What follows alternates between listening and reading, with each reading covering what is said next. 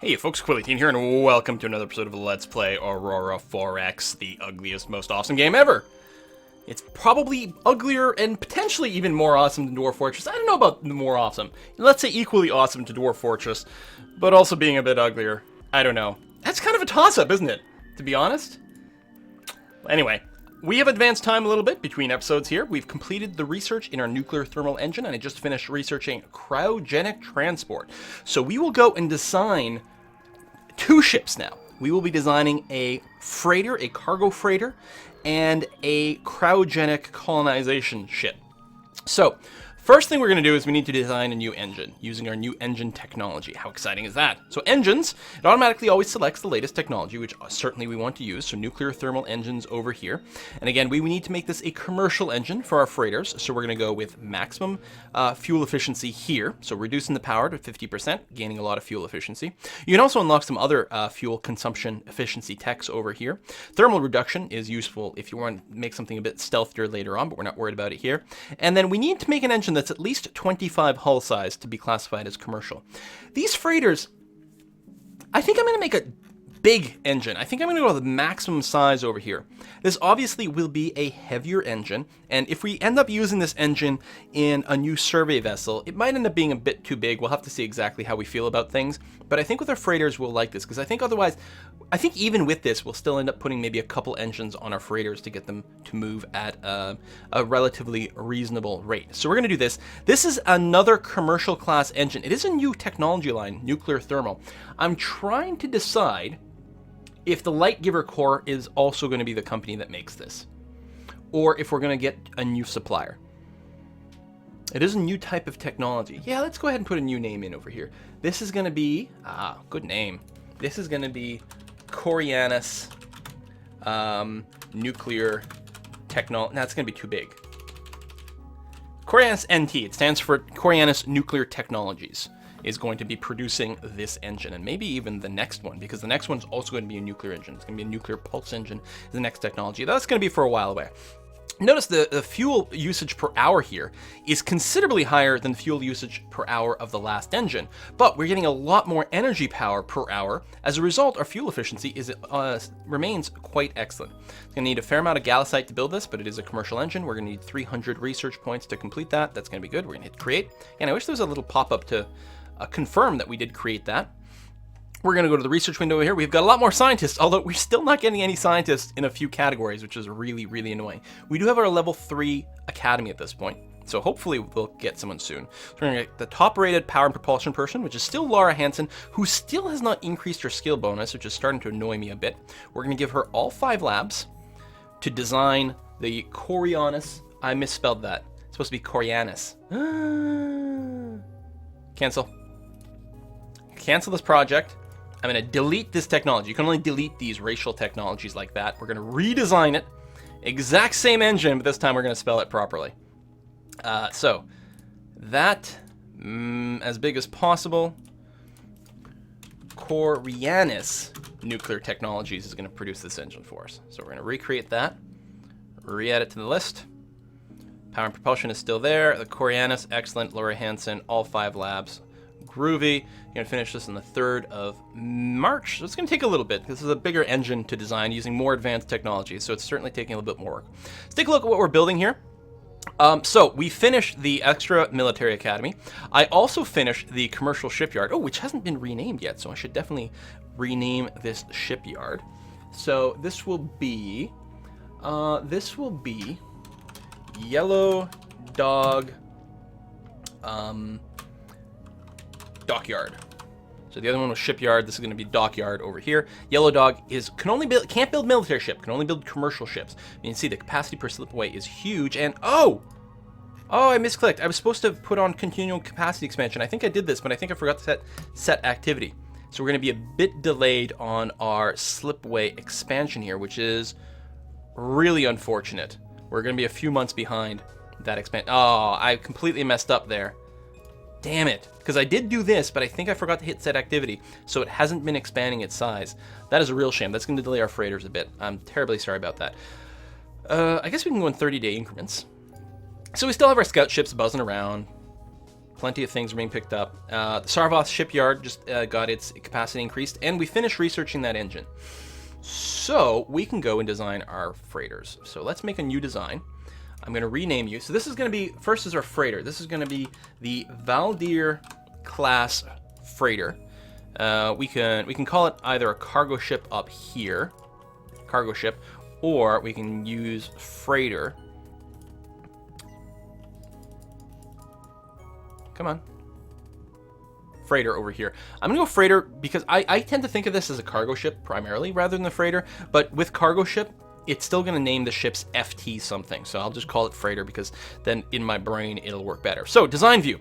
The big thing with this is the fact that it's gonna have a standard size cargo hold, which has a capacity of 25,000 tons, which does get added to its displacement over here. So already a very, very, very heavy ship. It needs engines, obviously, so it's going to get the Coriolis nuclear technology, 125 engine power commercial nuclear thermal engine.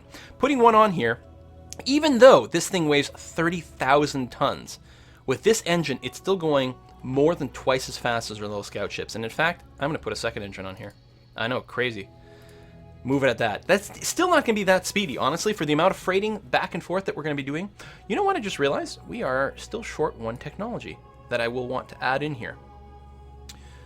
So this is basically design. I'll explain what the technology is a bit. We don't have the range. I would really feel much more comfortable if this freighter were designed in such a way that it could basically get from the Earth to anywhere in the solar system and back, which means it's really going to need a range of like 16 or 17 billion kilometers to be able to pull that off. So we'll add some extra fuel storage until we get around there. Maybe one more. All right, that's probably overkill, but we are actually going to add a few more components here that'll add some weight. First of all, the deployment time. Now, as far as I know, for freighters, morale doesn't do anything at all. And actually, one of the things you can do for freighters is flag them as being staffed by conscript staff, as opposed to more well-trained officers.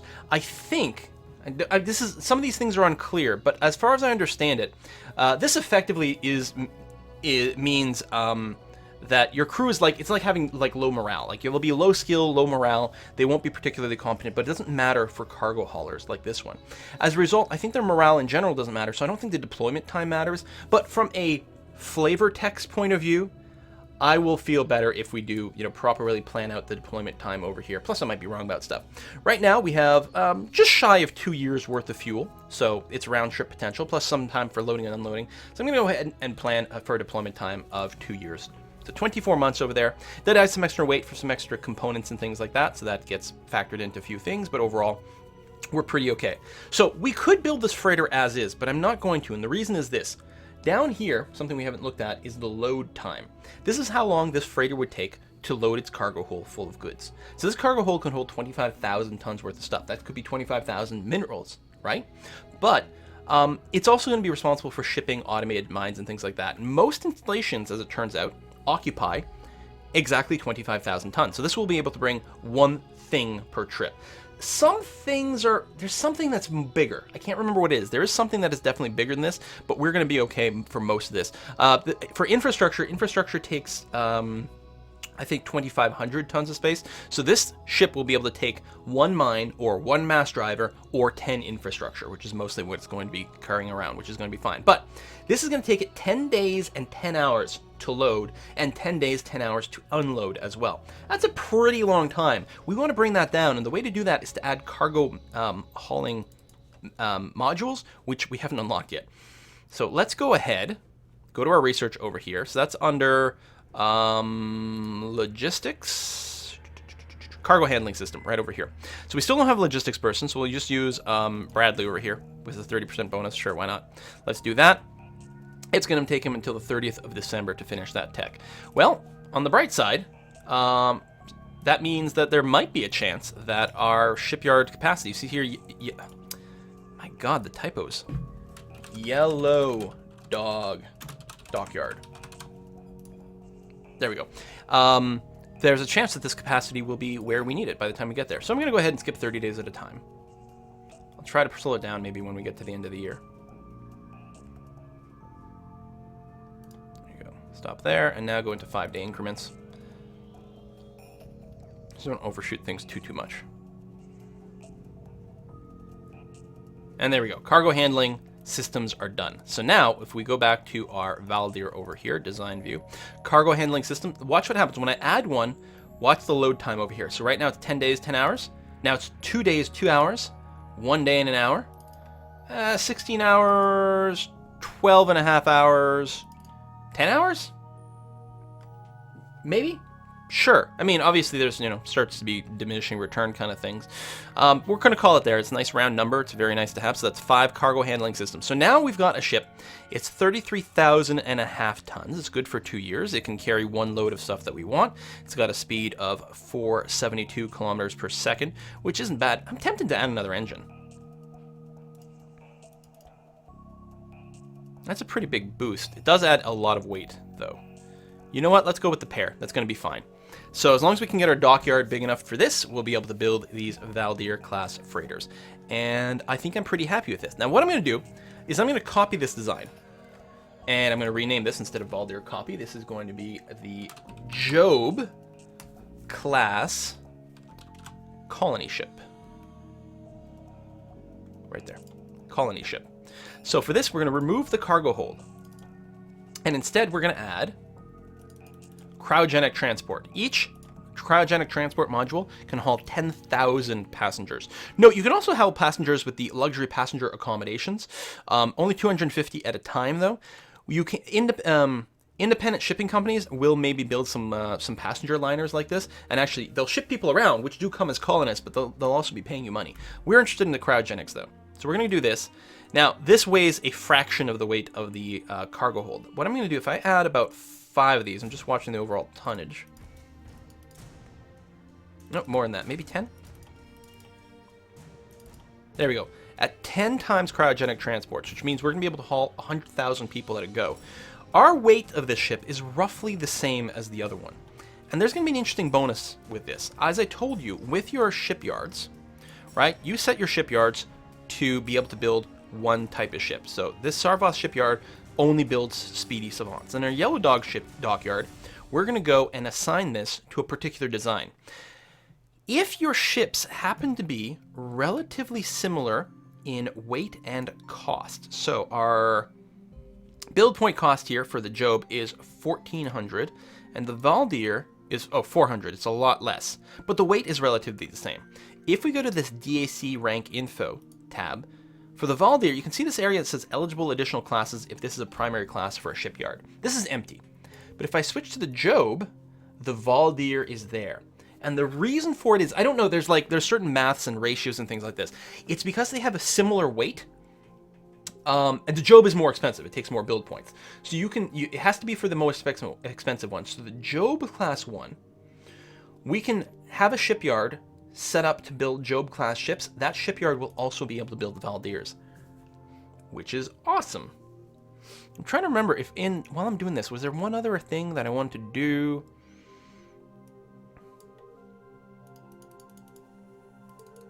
No, I think we're good. So what we want to do, and we can't do it yet because the shipyard's not big enough. When our Yellow Dog dockyard gets large enough, and tell you what, instead of doing continuous, I'm going to explicitly set it 10,000, so I'll get a proper alert when it happens. Apparently that'll be around the 2nd of November. Over here, that'll trigger a pause, and then I'll add another couple thousand tons. Actually, I'll need a little bit more than that. Maybe another 5,000 we'll do afterwards. That way, at least I won't miss it. So it's November of 31. So about a year of development, we'll get there, and then we'll be able to start building these freighters. Meanwhile, actually, our industry still ticking along well, building more automated mines. Right now, they're on Earth, so they're still doing mining, which is good, but we'll be able to ship them off. We do want more fuel refineries because we'll need more fuel, and then start working on the infrastructure so that we can do some colonization. But we're going to build our freighters first because I'm going to build a couple of freighters, and they're going to start shipping out some stuff for mining. Well, one might do mining, one might start shipping over infrastructure to Mars, and then by then our cryo ship will be ready to go and send some people over there, which will be lovely. All right, let's keep ticking ahead. Oh! I forgot to set a new research. Right. Okay, what becomes the next critical thing? I mean, none of these guys really are working on anything critical. Power and propulsion, we do need jump point theory at some point. It's not really something we literally have to rush. But Laura, why don't you get started on that? That'll be fine. And then again, I'll keep sort of spreading things out. Joel, like, we don't really need a terraforming module yet. It is nice, but I don't know if we're going to make that a priority in any way whatsoever. There's tons of stuff here we would like, but no one can really work it that efficiently. Although, if we're not doing biology, Joel may as well start working on one of these categories. What the hell, right? In particular, let's see if we can't improve our research rate. Oh, I have all the labs. Laura's working on the labs, which is not what I was looking for. I just want to work the one. How long would this take? 4 years. I mean, it's nice. It makes all your other research faster. But no, I think I'd rather have people work in their specialties and skill them up. Sensors and fire control. We finally have one. Well, I guess we've had George Jackson for a little while, actually. Still had the idea of doing the geological survey things. But you know what? That is way too far away. Let's go ahead and plan for making some missile launchers. What do I want? And no, let's plan on making the meson weapon, like point defense guns for our ground. So we'll actually start on that. That's going to be better. We've got that. Energy weapons. Bradley, you can work on some of the tech to help us with that. In fact, you can go and finish the tracking speed. That will be handy. Just one lab. Mostly it's this for training. We will want missiles at some point because missiles are awesome. Right, you started working on the fission warhead. So go ahead and continue doing that at a speed of 1. And so we have energy weapons, we have missile kinetics. We just don't have biology. I suppose maybe I'll get Joel Kent starting to work on it. You know what? Slowly start working on your terraforming module. It'll take you a while to do it. That'll be okay. What the hell? Still hoping for more people to come in here. We do have our level 3 military academy. We've just gotten very bad luck in the fact that all of our scientists are in fields where we already have scientists for. Okay. We're in advance 30 days at a chunk. We're waiting for our shipyard expansion to finish. Oh, we finished the turret tracking. So there'll be a lot of those little bits and bobs and pauses. We're going to need more turret tracking speed.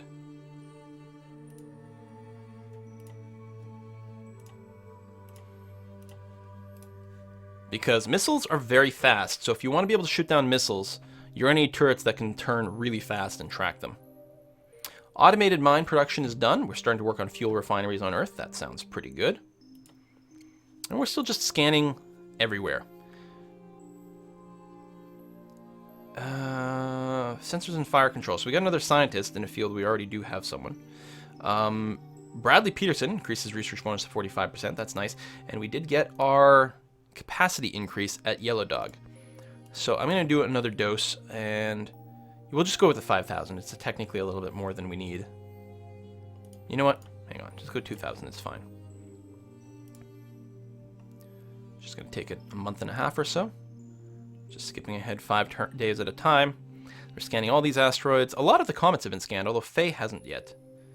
Fuel refineries are done on Earth. We're starting to work on infrastructure. Excellent. So we're once again refining fuel over here. Not that quickly, but we don't need that much fuel yet. We will build more fuel refineries later on. We're going to get started on the infrastructure, which we're going to need to be able to colonize. After that, I'm tempted to see if we can't just build a few more research labs. And I think that's exactly what we're going to do. We're going to try to get 5 research labs queued up, and then we might do more fuel refineries or something of that nature. I'm not sure quite yet. And a shipyard, nearly there. Okay. There we go. And we'll need one more little dose of capacity. So, because what's my designs? No, not there. Here. The Job is, so call it 34. Call it 34. Okay. And that'll basically be 34. If I put another 1,000, we will have enough. So the 24th of January, so just under a month away. Go 5 turns at a tick. And one more. There we go. There's our capacity. So now, Yellow Dog, you will retool for the Job. Because if you tool to that, you can also build the Valdirs. This is the first retooling, so this one will be free and instant. There we go. And you can see here we can build either one. So I'm going to build the Valdir. And because this is freighters, and freighters are a little bit dull, I'm just going to have all the Valdir class freighters just called Valdir 001, 2, 3, etc., etc. So we only have one slipway. We can only build them one at a time. That's fine. I'll add a task for one Valdir freighter. And then we're going to let that finish and do another one. Meanwhile, Yellow Dog, you're going to go to continual capacity expansion.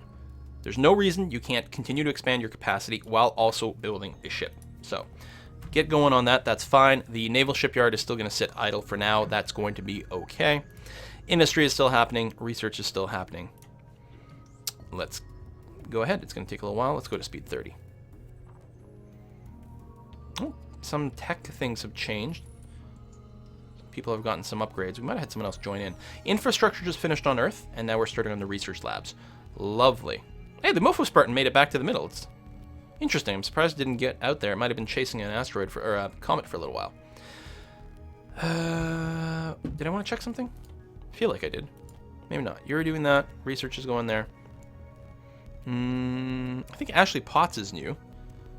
But George Jackson is still better. It has gotten upgraded, so his sensor stuff is still fine. So we keep getting people that are good at things, who are specialized in things we already have. It's very annoying. I should check to see if there might be a better leader for Earth. We haven't done that in a while. Let's see here. Civilian administrators, Earth. So I want someone with good mining as the primary. As secondary, I'd really like more factory production bonus. Looks like, oh, Tom O'Neill here has a 30% boost to mining and a 5% boost to factory. Okay, Stephen Garner has slightly more factory bonus. You know what? Stephen Garner, you're going to stay as governor of Earth. Congratulations. But that other guy, we can put him on an actual mining colony. Okay, the Valdir 001 has been built. It's been assigned to the Shipyard task group on Earth. So what we're going to do is we're going to go and put the Valdir in a new task group. Unlike before, I'm not going to click on him and detach him. This task group, at first, is only going to have one ship, but in the future might have multiple ships in it. So what I'm going to do is... we'll show you the other way. I mean, I could still detach them, that'd be fine, but the other way of doing it is click here and split task group. Either way, it's the same. Oh, apparently it does just name the task group after the ship. I thought I gave it a generic name. We're going to rename this, though. Rename task group. This is going to be Cargo Task Group 1 over here. So what are you going to do, Valdir? Well, on Earth, right now, we have 2 mass drivers and 50 automated mines. We want to move one of these mass drivers to something. And then we want to move the automated mines over there. Actually, we could move the automated mines first. It doesn't particularly matter. I just like to do the mass driver first because of reasons. But we're going to put the automated mines and a mass driver on something that we want to mine. So the question is what? Well, let's take a look at our mining thing. We know the first thing we're going to run out of, actually, apparently is going to be corbomite. No, there it is, boronite. Now, we do have a big stockpile of all these things. Our big thing is still duranium that we haven't accumulated a massive stockpile of. We're not going to run out of it that fast, but we are also going to use it a lot more aggressively. So what do we want to prioritize? I don't know. Because of reasons, I still don't necessarily want to start mining the planets. So what I think we're going to do, where's the list? Right over here. This is a neat little window. This gives you your geological survey report. Right now it's got duranium selected, so it's showing me every body in space here that has duranium. It's sorted by accessibility first, and then amount second. So everything with accessibility 1 is listed first. Now, Lachesis over here only has 1,000 tons, whereas Wolf Harrington has 76,000 tons. It's worth noting that Neujmin over here has 78,000 tons, which is more than Wolf Harrington, but only has accessibility 0.9, which is why it's lower. On the other hand, Neujmin, whatever the heck this is, also has uridium, so does Wolf Harrington, but then Neujmin also has gallicite, only at 0.5, but it has vanderite at 0.8, which is great, and neutronium at a 1, which is fantastic. So I'm really tempted to actually set up a colony on Neujmin first. So I've clicked it here, click this row so it's selected. I can hit create colony. So this, I've created a mining colony. It's got the gravity set to minimal. This is a tiny, tiny little rock. It's either an asteroid or a comet. It is microscopically small. You cannot actually truly properly colonize it, but there's no reason we can't put automated mines on there. So we're gonna find this thing. Now that I've created a colony there, it does show up in this list. So it's here. Now, annoyingly, like I can't double click on this to zoom to it. And I don't think there's a display anywhere here where I can just find things where I have colonies, as far as I can tell. Right, all bodies, it's literally all bodies. Minerals will show me everywhere that's got minerals, which is usually what I end up doing, but I find that pretty annoying. It doesn't even put a little tag next to it for where it is. So Neujmin is, okay, so that is a comet that is currently moving away from the sun.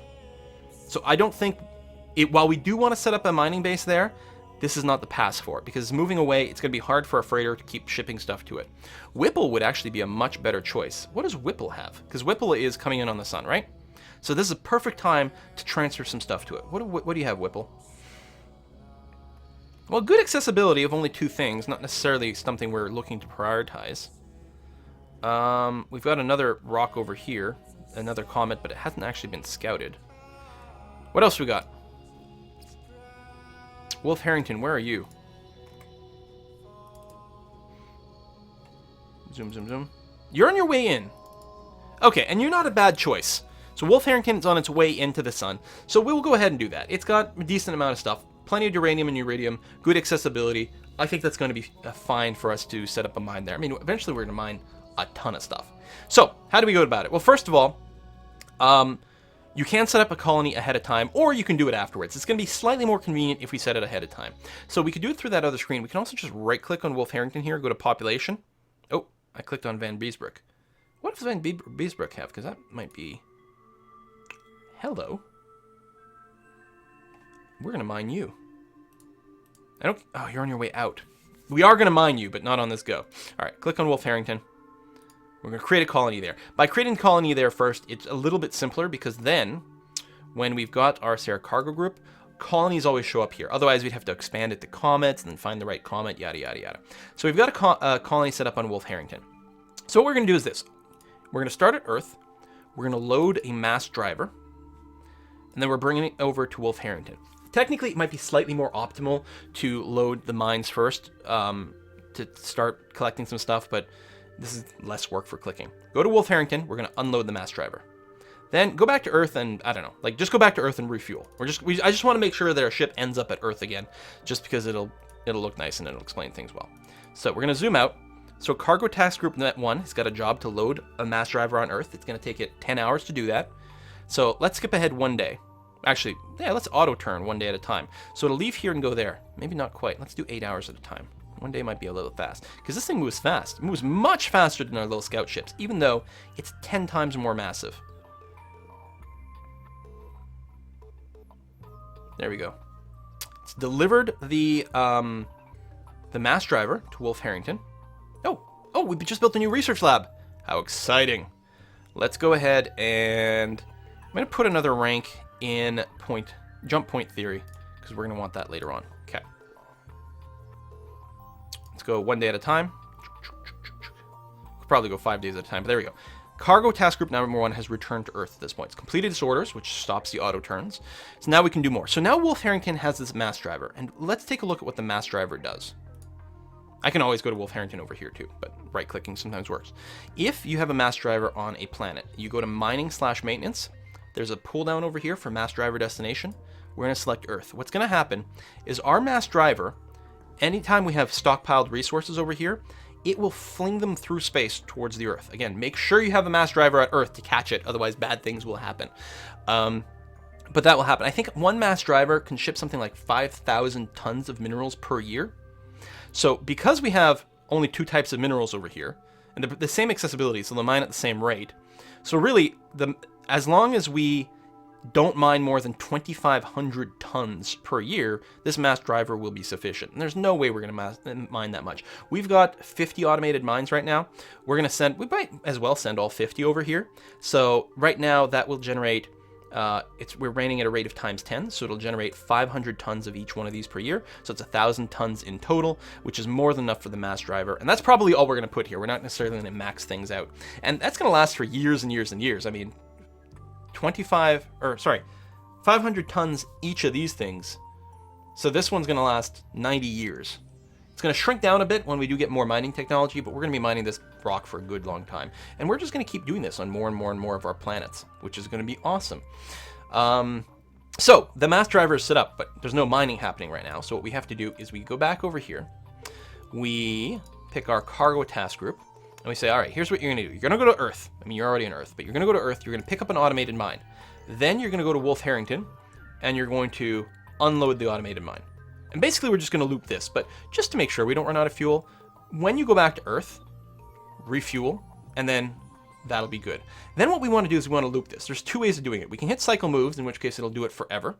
But in this case, we're going to just get a manual repeat. So it's got to have a number. And we're just going to tell it, do this 49 more times. So that's going to grab all 50 automated mines and drop them off on Wolf Harrington. And then it's going to finish its job. There we go. Wolf Harrington's not necessarily the best choice, but it's a good illustrative choice to get started. And there's still reasons why I'm not doing things over here yet. Although really soon we are definitely going to want to start doing some work on Mercury and Venus, because they were really, really good sites for us. Okay, so that's our freighter. We have a second freighter still being built, right? No? Did it finish? Hang on, I'm really confused. Oh no, I only have queued up the one. Okay, that's right. Manage shipyards. So Yellow Dog, you're gonna build me another Valdair, please and thank you. Add task. Sarvoth, why don't you go ahead and add an extra slipway? Later on, we might want to build 2 ships at a time over here, and we probably could have started that earlier. I mean, it takes some resources, but we've got it right now, and we may as well get it done ahead of time. It's gonna take 4 years to build. Wow. Do we want to do that then? Because I actually might want to build a different ship type.